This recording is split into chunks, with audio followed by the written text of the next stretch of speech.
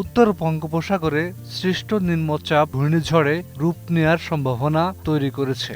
এর প্রভাবে উত্তাল রয়েছে সাগর। দেশের উপকূলীয় 15টি জেলায় জলোচ্ছ্বাসের শঙ্কা দেখা দিয়েছে বলে জানিয়েছে বাংলাদেশ আবহাওয়া অধিদপ্তর।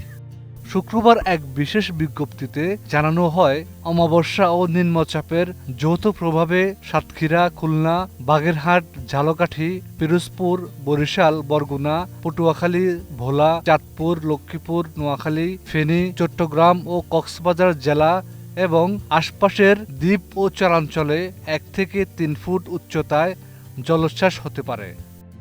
এই অবস্থায় উত্তর বঙ্গোপসাগরে অবস্থানরত সব মাছ ধরার নৌকা ও ট্রলারকে দ্রুত নিরাপদ আশ্রয়ে যেতে বলা হয়েছে। একই সাথে পরবর্তী নির্দেশ না দেয়া পর্যন্ত সেখানেই অবস্থান করার পরামর্শ দিয়েছে আবহাওয়া অধিদপ্তর।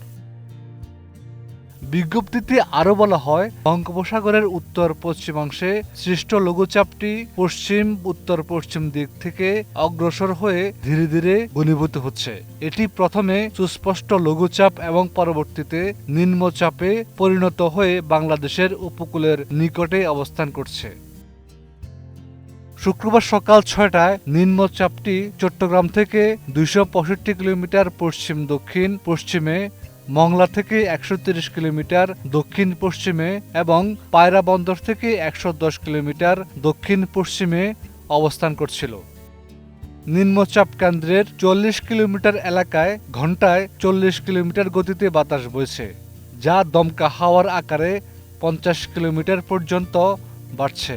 ফলে চট্টগ্রাম, কক্সবাজার, মংলা ও পায়রা বন্দরে 3 নম্বর স্থানীয় সতর্ক সংকেত দেখিয়ে যেতে বলা হয়েছে। News desk, Dhaka.